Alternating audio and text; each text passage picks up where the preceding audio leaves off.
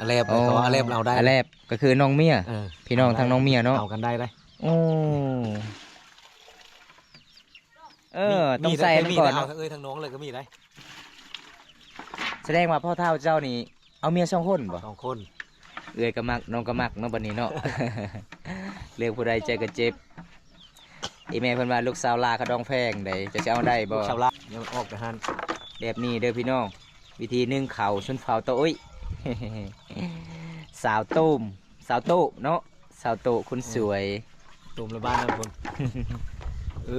เอาแล้วโอ้ยยันลมเลยเขื่อนน้องกับทุกคนนะตัวนี้นี่คันเข้ามาหลายคืนนี่เขาต้องเก็บในนอนนี่โอ้วิธีนึ่งข้าวดิบ่มีหวดบ่มียังเลยเด้อทุกคนเอาด้วยหม้อแบบนี้แหละพี่น้องมาสำนีบ่ติดข้าวจะบ่ขาดเลยติดข้าวเลยทุกคนเลยเลี้ยงแล้วบัดนี้เพราะว่าน้องย้อนว่าน้องที่บ่มีติบข้าวอีฟอเสียกับบ่มีไผเฮ็ดเลยทุกคนยังที่2 อันเลยทุกคนเลยอืมทุกคนนี่เห็นบ่ชุกอยู่บ่ชุกเป็นอะไรเนาะข้าวไหม้ข้าวหังกะมาบ่ต้องหอมมะลิข้าวนี่นะ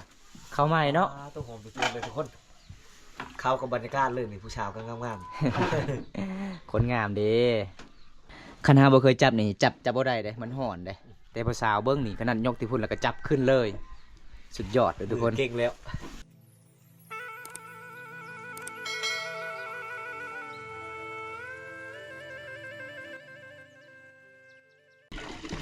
บ่แล้วพิมพ์บัวไม่พอละน้ำมันก็แห้งเลย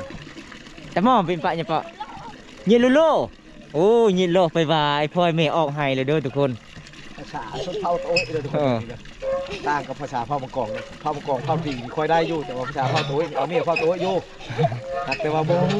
กันอยู่กับภาษาโต้ยนี่ทางนี้เด้อสบายดี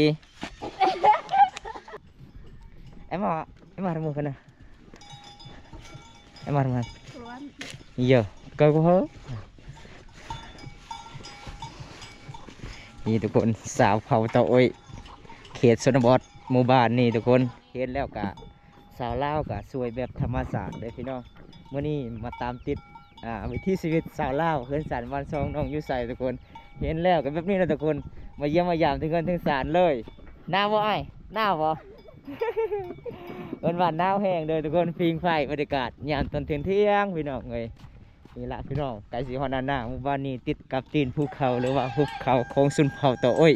เมืองนองเด้อทุกคนเมืองนองแขวงชนเขตสาวลาวเขตนี่ก็คืองามแบบธรรมศาสตร์เด้อพี่น้องตอนนี้น้องกับไปคอน้ำใหม่ทุกคนน้องบ่มีอาหารก็เลยไปคอน้ำเอื่อยเพิ่นว่าเขตชนบทนี่คันบ่มีอาหารนี่ต้องไปขออยู่เฮือนอยู่ศาลพี่น้องก็ต้องได้เด้อทุกคนเลย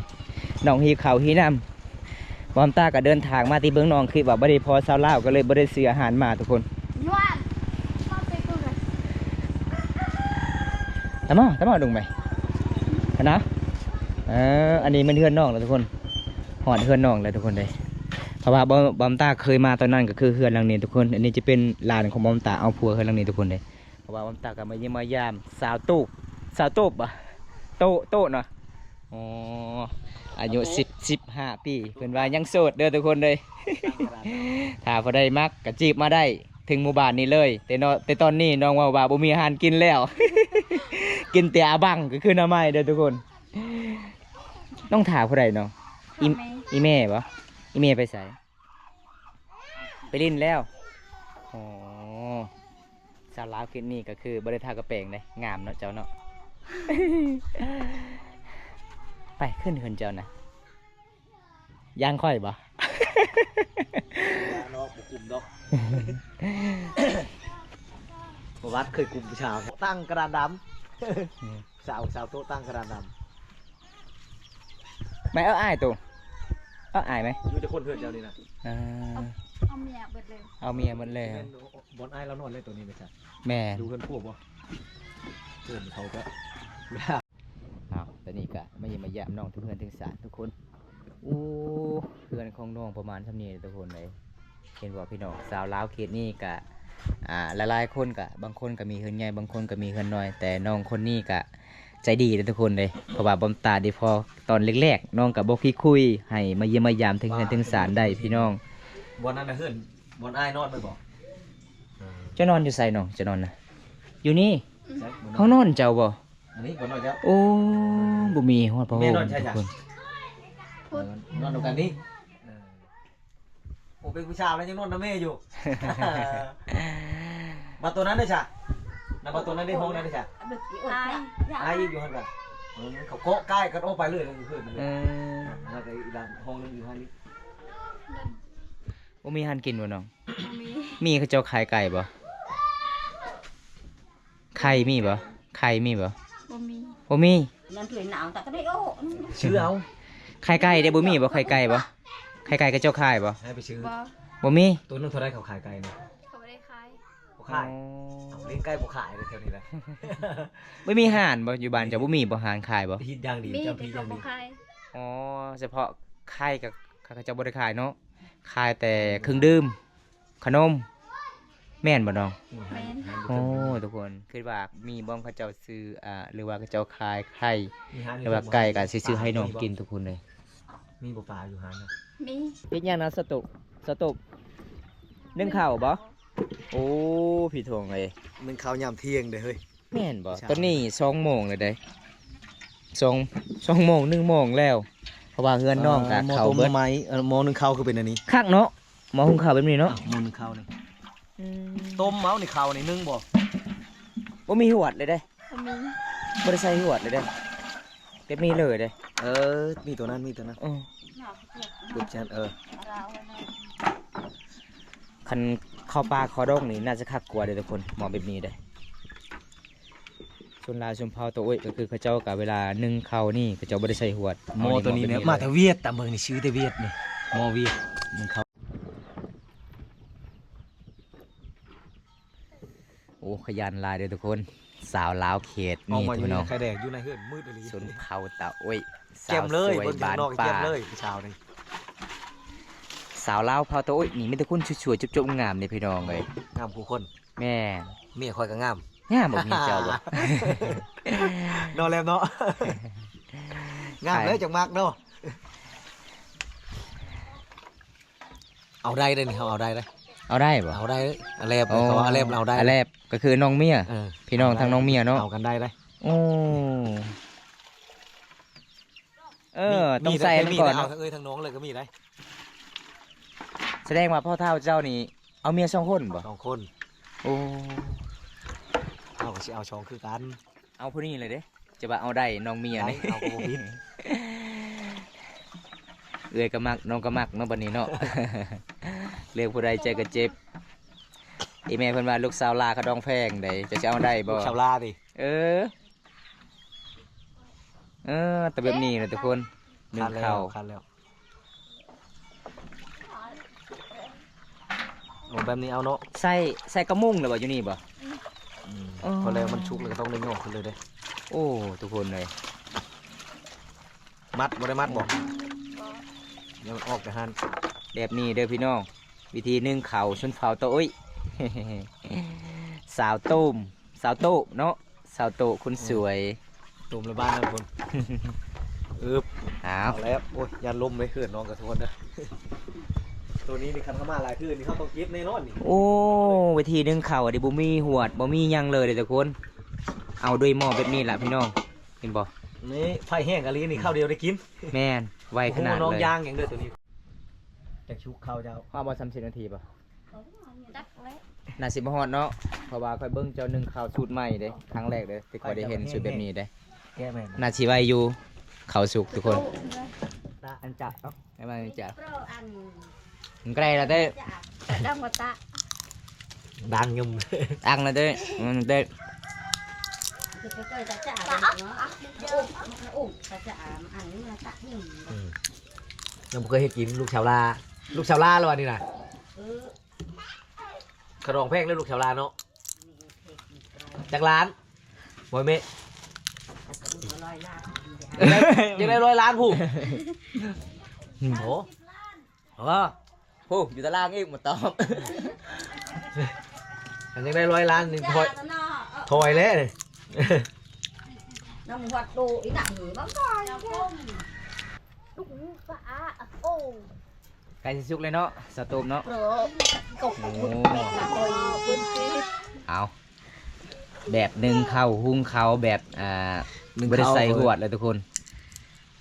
หนึ่งข้าวแบบนี้ก็ ห คื มู อ หนึ่งติดกับหมูเลย เออ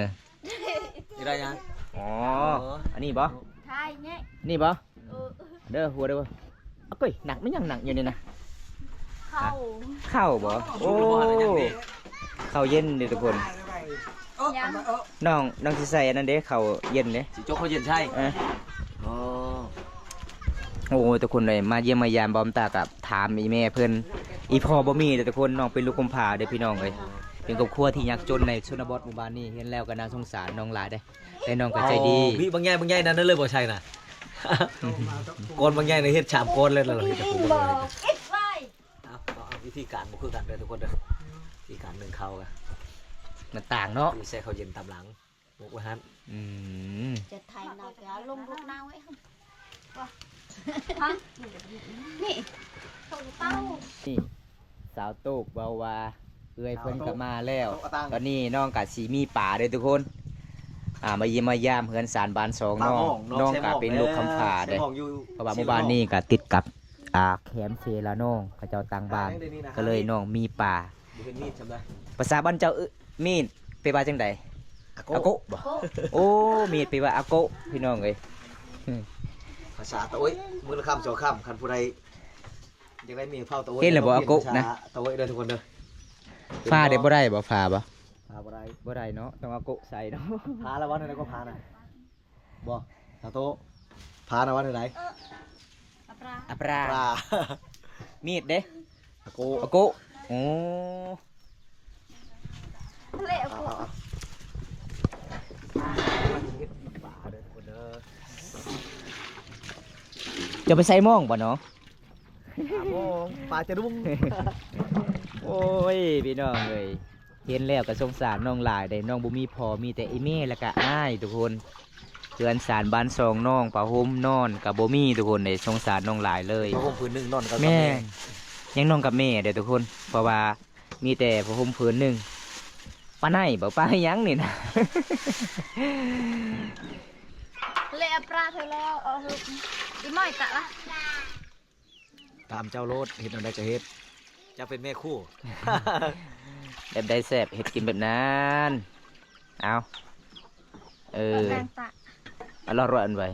ตาอุ้ยพี่น้องเอ้ยปาก ค ก็ น ให งาม ญ่ๆ หา เด้ กินม้านเขาเอา ต่างดาวมากก็คือแบบนี้เลยพี่น้องนอนตอนหาเป็นอย่างดีเด้อทุกคน เจ้าสิเฮ็ดกินแบบใดน้องต้มเอาบ่ เห็ดเมนูยัง เมน อ๋อเพราะว่าเพื่อนเฮามันหลายคนเนาะคันสิปีงกับบ่พอกินทุกคนโอ้บ่มีสไลด์บ่น้องบ่มีบ่โอ้ล้างแบบนี้เลยทุกคนเอาด้วยสารเนาะ ใช้เกลือเด้อเธอนาเด้อ น้ำใช้เกลือนี่ล่ะ น้องว่ามักกินต้มน้องก็เลยต้มทุกคน น้องได้ปลา3ตัวเด้ เมนูแซ่บๆจากสาวเผาโต๊ะเด้อทุกคนเด้อ ขยันหลายเลยทุกคนสุดยอดแต่เฮือนน้องนี่บ่มีทุกคนเลยมีแต่ฟ้าโอ้ยน้องกับบ่มีเงินบ่มีคำอยากซื้อทุกคน เพราะว่าน้องเป็นครอบครัวยากจนในหมู่บ้านเป็นลูกกำพร้าอีกขาดพ่อทุกคนเห็นแล้วก็สงสารน้องหลายได้เบิ่งขนาดสาดปูกับบ่มีทุกคนก็คืออันนี้เจ้าก็สิมาสานเองเนี่ยทุกคนเห็นบ่ ปกตินี่พาตัวนี้เขาไว้ทางให้เนาะแต่เอามา แม่ เอามาช่วยป่า บ่มี เอ้ามี มีดน้อยเนาะ อืม โอ้ยังบ่ทันได้สุกเด้อทุกคนเลยเพราะว่าน้อง ใช้เว ก็ ลาได้หน่อยนึงเนาะ แม่นทาให้เข้าสุกก่อนแล้วก็น้องก็สิมาต้มปลาอีกทุกคนเลยเห็นบ่พี่น้องขยันเด้สาวโสดสาวเผาเต้าอุ้ยลูกสาวลาเด้ออีเมียเพิ่นว่าขะดอง30 ล้านถามมักลูกสาวเพิ่น ถ้าคนใดมักคนดูมันแล้วมาทางนี้เด้อทุกคนเด้อ แม่น นี่ ชนเผาเต้าอุ้ยนี่ส่วนหลายเขาเจ้าก็บ่ได้แต่งตัวหลายเด้งานแบบธรรมศาสตร์งานแบบบ้านๆทุกคน เวลาอาบน้ำนี่ก็ส่วนหลายนี่เขาเจ้าปะหินบ่ได้ก้อนหินเด้มาขัดแขนขาเนาะแม่นบ่น้องหมู่บ้านโอ้ ถ้าผู้ใดจะได้แบบว่าผู้หญิงที่ว่าเป็นแม่ชีเลือดดุมันแล้วมาทางนี้ แม่ มาถึงทางและมาทางชาวเฝ้าโต๊ะอีกหนึ่งคน แม่น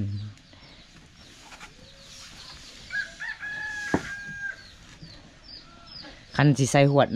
น่าสิไปกลัวเนาะ ไล่ก็จะ อันนี้มันสาเด้อทุกคนบ่แม่นเจ้าใส่น้ำลายบ่น้อง ตายก็ยุ่งเงินน พอดีบ่แต่ละเทื่อน้องเคยนึ่งก็คือแบบนี้เนาะ เอ้ย อ๋อ เพราะว่ามื้อนี้ก็ลมพัดแห้งเด้เพื่อนน้องบ่มีประตูเบิ่งทุกคนก็เลยน้องก็นึ่งข้าวมันสานิดนึงบอมตามาเมื่อนี้ก็ได้ฟอน้องใจดีอีกมื้อหน้าบอมตาสิมาเด้อทุกคนเลยถ้าผู้ใดสนใจน้องก็คือ ติดต่อทางทีมงานเฮาได้บ่าวแก้วเคยตัวโอ้ยหรือว่าติดต่อทางบอมตาได้พี่น้องก็สามารถสิพาไปเที่ยวได้ในหมู่บ้านนี้ มี FC คนไทยยังมาเที่ยวฮะมาลิ้นน้ำเจ้าก็ได้บ่ ได้บ่น้องได้เนาะ ทุกคนใครจะเที่ยวเด้อมาเบิ่งชาวเผ่าตัวมีหลายๆผู้ชาวอยู่บ้านเจ้าเนาะมีจักคน หลายคนบ่ ชาวบ้าน สา จั ว กคน หลายคน หลายคนเนาะยังมีอีกหลายๆเด้อทุกคนเด้ออันนี้เป็นเพลงคนเดียวมาให้เบิ่งสิก่อน มื้อนายว่าเอาพาไปเบิ่งหลายๆเฮือนนะ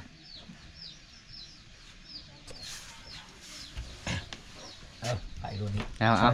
มาซอยน้องก่อน นี่ ทีมงานเฮาซอยน้องก่อน ในเดียวก็ซอยเนาะถ้าบ่ซอยน้องก็เมื่อยเด้งามเด้กระนำบ่ได้ทากระแปงเลยทุกคนเลย ยังบ่ปานใดนี่คันจะเบิ่งงามต้องมาเบิ่งตอนแรง เจ้าเรียนจบป .2 บ่น้องโอ้แสดงว่าน้องนี่เขียนได้เนาะภาษาลาวเนาะภาษาไทยนี่เขียนบ่ได้บ่ บ่ได้ โอ้คันถ่ายผู้บ่าวฟังไทยทาง5ก็คือส่งเสียงเนาะ ไทยเนาะเข้าใจเนาะภาษาไทยเนาะได้ เข้า เนาะ ใจอยู่บ่ ฟังได้บ่ฟังเข้าใจ ส่วนหลายเขาเจ้ามักเว้าภาษาลาวอยู่ เวลาน้องๆไปเล่นโทรศัพท์นี่ไปเล่นอยู่ไสน้อง อยู่ทาง โอ้หมู่บ้านน้องนี่บ่มีสัญญาณบ่ บ่มี โอ้ต้องหาจุดมีสัญญาณเด้อทุกคนลำบากหลายเลยพี่น้องเพราะว่าบอมตามากที่นี่สัญญาณสิโทรกับบ่มีโอ้ยพี่น้องเอ้ยอันนี้ก็คือห้องนอนน้องเด้น้องก็นอนกับอีเม่เพราะว่าย้อนว่าไอ้แนวใดน้องจึงนอนกับอีเม่เพราะว่าเพื่อนของน้องนี่บ่มีผ้าห่มมีแต่ผ้าห่มผืนเดียวกันเลยนำกันกับอีเม่ทุกคนคันน้องมีผ้าห่มหลายๆก็คือน้องก็บ่ได้นอนกับอีเม่เด้น้องก็สินอนห้องต่างหากอีกทุกคนเพราะว่าน้องก็บ่มีพ่อขาดพ่อทุกคนแล้วก็มีแต่อีเม่แล้วก็อ้ายพี่น้องเพราะว่าอ้ายก็เอาเมียมันแล้วก็คือลงปะเลยทุกคนตอนนี้น้องก็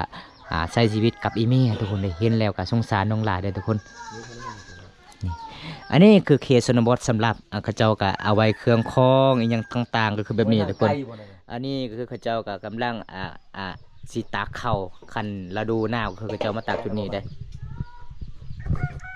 ถูกแล้วโชว์เทื่อจกแล้วเขาเบิ่งจะโชว์เทื่อจะจกแล้วคือ สุกเลยเนาะวันนี้เนาะ อยู่น้ำเบียร์ ยั่วน้ำเบี้ยประมาณยัง2 นาที ยังอยู่น้อยนึงชุกแล้ว ยัง2 นาทีใกล้สิสุกเลยเด้อพี่น้องเพราะว่าบอมตามมาเขตนี่ก็ได้เห็น บ่ได้เนาะ มาน้ำเต่าเลยทุกคน อันนี้ก็คือ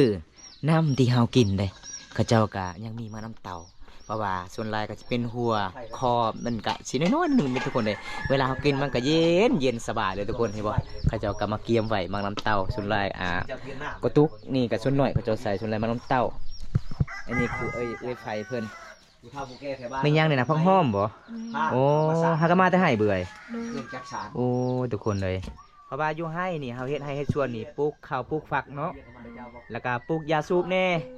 โอ้เพราะว่าส่วนหลายเขาเจ้าก็บ่ได้ซื้อทุกคนยาสูบก็คือเขาเจ้าก็มาปลูกเองเบิ่งพี่น้องเห็นเอื้อยเพื่อนออกมาที่ให้ตึ้งเต้งตึ้งเต้ง เมื่อสารวิถีชีวิตสาวลาวบ้านเฮาต้องสู้ชีวิตเด้อทุกคนคันบ่สู้ก็บ่มีกิน อันนี้สิไปขายบ่เอื้อย กินเอง กินเองบ่โอ้งามเนาะเขาปลูกอยู่ไห้มันงามมันหลายเด้อทุกคน ขึ้นบ่ได้อยู่เพื่อนเนาะ อยู่ในตลาดบ่มีทุกคนเดี๋ยวนี้เด้อบ่มีบ่อนขายเด้อทุกคนนี่หายากเลยมีแต่ชนบทบ้านเฮาเฮ็ดให้เฮ็ดสวนปลูกได้เด้อทุกคนบ่น้องเวลาน้องไปซื้อทรงเสื้อนี่ไปซื้ออยู่ไส อยู่เมือง อยู่เมืองโอ้อยู่ไสทรงเสื้อเจ้าน้องอยู่พุ่นบ่แม่นบ่ทรงเสื้อเจ้าบ่มันบ่ บ่ อยู่ไสทรงเสื้อเจ้านะนั่นบ่พี่น้องเอ้ยน้องก็เป็นครอบครัวที่บ่มีเงินบ่มีขามเลยทุกคนนี่ก็คือทรงเสื้อน้องเห็นบ่ทุกคนโอ้พี่น้องเอ้ยเห็นแล้วสงสารหลายได้เพราะว่าน้องก็ยากจนเลยทุกคนบ่แม่นว่าตาสร้างคอนเทนต์เอาเด้อพี่น้องน้องเป็นครอบครัวยากจนได้ ย่างนาไว้ย่างพืช คักเนาะฟืนเนาะ ข้างขึ้นแล้วโดนพืช ไว้อยู่ทางเทิงเลยทุกคน ขึ้นมาเขาไว้เห็นยังกันนะพืชเคยอยู่ เพื่อนน้องบ่มีประตูเลยพี่น้องหนึ่งเขามันก็สิยากแน่ลมพัดแห้งเข้ามาบามตาเห็นน้องอยู่กลางทางก็เลย ทักทายน้องว่ามาเยี่ยมมายามได้บ่เฮือนน้องก็เลยบอกว่า ลมแห้งเลย เฮือนคอยทุกข์เด้ออายแต่มาได้ แต่บอมตาก็ตามติวิถีชีวิตน้องเห็นแล้วก็โอ้ยสงสารน้องหลายเลยพี่น้อง สามฟองเข้าเลยชุบบ่นอน เอาสิสุกเลยเนาะ หลายชุบแล้วบ่บานนี้ โอ้ติ๊กข่าวของน้องเบิ่งทุกคนยังส่งอ่านบ่ติ๊กข่าวบ่น้องประมาณสำนีบ่ติ๊กข่าวจะบ่ ขาดเลยกินข้าวเลย โอ้ทุกคนเลย อ้าวหนึ่งข้าวเอาไข่ยำแรงๆแล้วบานนี้ เพราะว่าน้องย้อนว่าน้องที่บ่มีติ๊บข่าวอีฟอเสียกับบ่มีไผเฮ็ดเลยทุกคนยังที่2อันเลยทุกคนเลยเพราะว่าชุมพ่อก็เห็นน้องเอาไว้ข่าวอยู่จุดนี้พี่น้องอยู่ในกระสอบเลยคอยเลยคิดว่าน้อง บ่ข้าวเกินแล้ว อ๋อระวังนี่น้องเลย นักเลย หนักเด้ โอ้โห อืมต้องยกเลยเนาะนั่นเนาะเอาพี่พอทุกคนสูตรดึงเข่าของชุมเผาตะอุ้ยสาวลาวเผาตะอุ้ยเด้อ ยังได้บานนี้เดี๋ยวโจงตั้งอาบอลนะ จับเลยเด้เอามุงเอาคืนเลยมันห่อนหลายเด้ทุกคนโอ้แบบนี้เนาะทุกคนนี่เห็นบ่ ชุบอยู่บ่ สุกแล้ว เข้าคือเป็นอะไรเนาะเข้าไม่ เข้าไม่เด้ ทางรุ่นมันจุดเปื่อย ทางเทิงนี่ เข้าเออ แม่เข้าหักกะมาบ่ต้องหอมมะลิเข้านี่นะ เข้าไม่เนาะ ต้องหอมตัวเลยทุกคนเข้ากับบรรยากาศเลยนี่ผู้ชาวก็งาม คนงามเด้แม่นหอมเขาหอมคน ๆหอมเข้าเลยแล้วหอมเข้าไม่ผู้ชาวเลยแล้วหอมเข้าไม่กับผู้ชาวเลย คณะบ่เคยจับนี่จับบ่ได้เด้มันห่อนเด้แต่ภาษาวเบิ้งนี่ขนาดยกที่พุ่นแล้วก็จับขึ้นเลย สุดยอดเลยทุกคน เก่งแล้ว ถ้าบ่ได้เอาเมียเขตนี่อุ้ยบ่ผิดหวังแน่นอนทุกคนเลยเปียกบานในสุดยอดหลาย คิดวางอย่างเดียวขะรองแพงเฮาชู้ขะรองบ่ได้ สวยข่าวแล้วน้องก็สิเฮ็ดกินปลาเนาะอ๋อพี่บอกพี่น้องขยันเนาะทุกคนวิถีชีวิตสาวลาวเขตนี้ตอมตากับพิสูจน์ครั้งแรกๆก็ได้เห็นสาวลาวเขตชุมพรตะอุ้ยขยันกว่าชุมเผามังกรอีกเด้อพี่น้อง มาแล้วบ่อยากมือ แม่ เห็นบ่ค่อยยังบ่มือเลย ชุมพรจะเอาเขตตะอุ้ยเลยเนาะ มาแล้วบ่มือเลยเห็นเอาไว้น้ำชาเผาตะโอย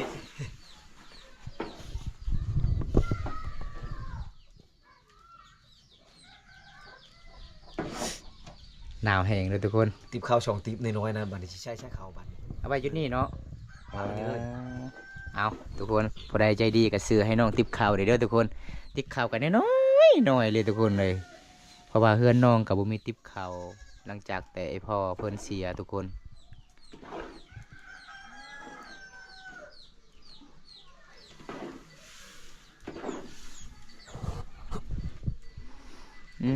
พี่น้องแบบนี้เด้อพี่น้องช่วยข้าวให้มันเย็นแล้วก็ปั้นให้มันแน่นพี่น้อง